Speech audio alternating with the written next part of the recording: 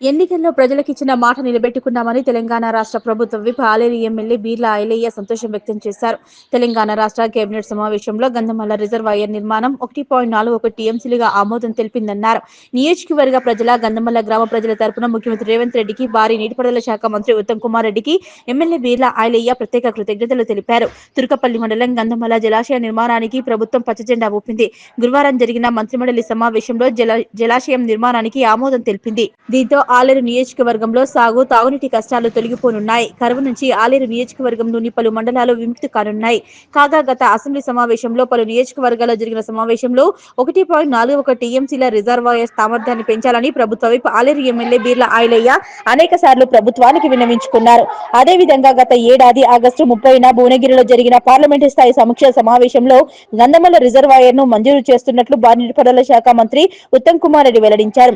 ప్రతిపాదనను సిద్ధం చేసి ప్రభుత్వానికి ఆమోదానికి పంపారు. 1.41 టీఎంసీల సామర్థ్యంతో జలాశయ నిర్మాణాన్ని చేపట్టనున్నట్లు తెలిపారు.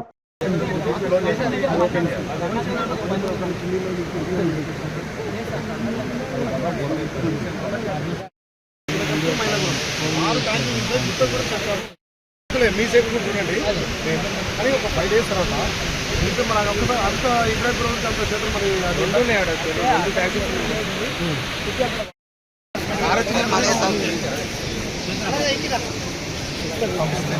సురేష్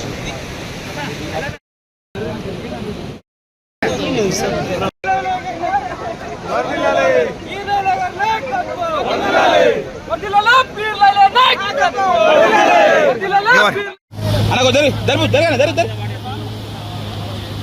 కుదరి